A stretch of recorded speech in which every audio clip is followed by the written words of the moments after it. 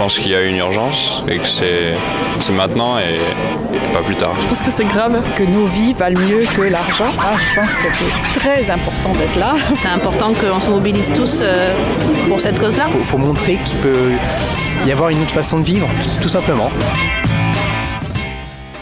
Bonjour à toutes et à tous et bienvenue dans Magali met les points sur les i, la chronique du coup de gueule écolo. Pour ne pas perdre le fil et comprendre pourquoi je suis là dans vos oreilles, rendez-vous sur rphfm.org où vous pourrez réécouter les premiers épisodes de cette série. Je serai accompagnée par Nicolas Mérieux, animateur de la chronique La barbe sur YouTube. Aujourd'hui, on parle d'un sujet invisible pour nous les terriens, c'est les déchets dans les mers et les océans. Alors, entre les engrais, les pesticides, les déchets industriels, les eaux usées, le plastique, les déchets nucléaires, l'exploitation minière, le transport et la pêche, nous déversons chaque jour 7 millions de tonnes de déchets dans les océans. Voilà. Est-ce que j'ai vraiment besoin de continuer l'épisode ? Je me pose la question. Et moi aussi, je me le demande. Bon, dans ma chronique, je ne fais qu'effleurer le problème des déchets dans les océans, car je parle majoritairement de plastique. Certes, c'est une des majeures sources de pollution des océans, mais ça ne fait pas le tout. Bon alors, on est en voiture, on vient de finir notre paquet de chips, ou non, on est dans la rue et on vient de finir notre clope. Machinalement, je ne nous inclus pas tous, on va jeter ce paquet de chips vide ou ce mégot par la fenêtre ou dans la rue. Mais ce paquet de chips et ce mégot, qu'est-ce qu'ils vont devenir ? Pour certains déchets, le trajet sera minime, ils resteront là et se décomposeront en laissant toutes les petites particules aller pourrir nos nappes phréatiques. Et pour d'autres, c'est un long périple qui les attend via les vents pour les plus légers, les pluies pour les autres. Tout doucement, ils glisseront vers les rivières et les fleuves pour se déverser dans les mers et les océans. Une fois avec leurs copains poissons, les déchets vont tout simplement se laisser porter tranquillement par les courants ou juste tomber dans les fonds marins. À se laisser porter, tous les déchets flottants, qui sont désormais de petits bouts, voire même des micro-particules de plastique, vont finir par se rassembler à certains endroits dans les océans via les courants marins pour créer des gyres plus ou moins grandes, comme par exemple celle du Pacifique Nord, une vraie soupe de plastique. Et ces microparticules, au-delà du fait que c'est du plastique, elles vont jouer le rôle de support de polluants organiques persistants, comme par exemple le chlordécone, l'aldrine et autres pesticides, les dioxydes et bien d'autres polluants. Mais la route de ces bouts de plastique n'est pas finie.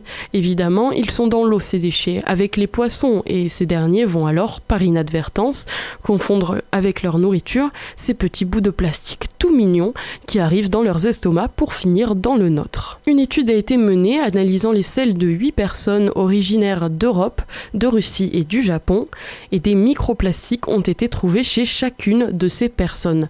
Dans 10 grammes d'excréments, ils retrouvaient 20 particules de plastique. Alors bon, ils ne viennent pas seulement du poisson, ils viennent aussi beaucoup des emballages en plastique qui entourent notre nourriture. Rien que pour le plastique, qui représente 80% de la pollution marine, on a déjà créé un 7e continent qui fait 3 fois la taille de la France. Au rythme auquel ça va, d'ici 30 ans, il y aura plus de plastique que de poissons dans les océans. Allez, on continue avec quelques informations perturbantes. 90% des déchets coulent dans les fonds marins et se dégraderont que très peu. 80% des déchets des océans proviennent de la Terre. Et enfin, 1,5 million d'oiseaux et de mammifères meurent chaque année en ingérant du plastique. Et comme le dit Nicolas... Et le problème, c'est qu'il n'y a pas que ce qu'on déverse dans les océans qui polluent. Il y a aussi tous les rejets dans l'atmosphère des industries et du transport, qui, avec le vent, finit par se déposer dans l'eau. Et là, c'est la merde. Genre, vraiment la merde. Parce que l'océan, il a beau savoir filtrer le CO2, à un moment donné, si tu lui en donnes trop, il suffoque. Il est pas bien comme un asthmatique au marathon de Paris qui a oublié sa ventoline. Alors ce qui va se passer, c'est que le CO2 va acidifier les océans, dissoudre le corail, tuer la faune marine qui va avec, phytoplancton inclus, qui, je le rappelle, fournit 50% de l'oxygène qu'on respire. Voilà. Il ne nous reste plus qu'à terminer sur une touche positive avec quelques initiatives. Des Bordelais ont créé un bateau qui produit son carburant à partir de plastique non recyclable. Le Costa Rica, comme 25 des 29 États indiens le font déjà, interdira le plastique à usage unique en 2021. À Amsterdam, on construit des meubles à partir du plastique qu'on trouve dans les canaux. En Espagne, ce sont des vêtements qui sont recyclés avec du plastique recyclé. Aux Pays-Bas, on en fait des routes. Et en Colombie, on y construit même des maisons. Mais le véritable problème du plastique, c'est qu'il peuple nos vies. De nos bouteilles à nos voitures, il est partout. Alors comment faire pour qu'il ne nous envahisse plus autant ? Le vrac est un moyen plus que parfait pour se débarrasser des emballages. Les sacs en tissu sont les plus réutilisables.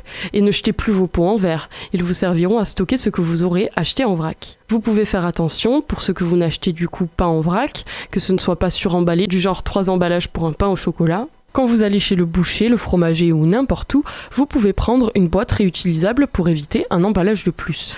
Acheter une gourde aussi peut vous faire économiser beaucoup d'argent. On n'imagine pas tout ce qu'on dépense dans des bouteilles en plastique. Pour éradiquer les films plastiques, il existe une technique qui consiste à imperméabiliser un tissu avec de la cire d'abeille. Mais bon, les boîtes réutilisables font très bien leur boulot. Les produits ménagers peuvent aussi être faits maison. Il existe plein de recettes sur internet, que ce soit pour le dentifrice, le liquide vaisselle, le savon, le shampoing ou bien même les produits cosmétiques. Vraiment tout peut être fait maison. Le seul inconvénient, c'est que ça prend plus de temps. Tout ce qui existe en plastique existe aussi dans des matières bien moins polluantes. Mais bon, ne pensez pas qu'enlever tout le plastique de votre vie sera si simple. C'est long, ça se fait petit à petit, doucement, à un rythme qui vous est confortable. Ne vous pressez pas. La meilleure manière d'éviter de rejeter du plastique où que ce soit, ça reste tout de même de réduire notre consommation. Certains passent même à une action qu'on appelle le zéro déchet, dans le but de produire le moins de déchets possible. La semaine prochaine, nous verrons le sujet de l'industrie textile. Et comme d'habitude, essayez de consommer local, bio et de prendre le vélo.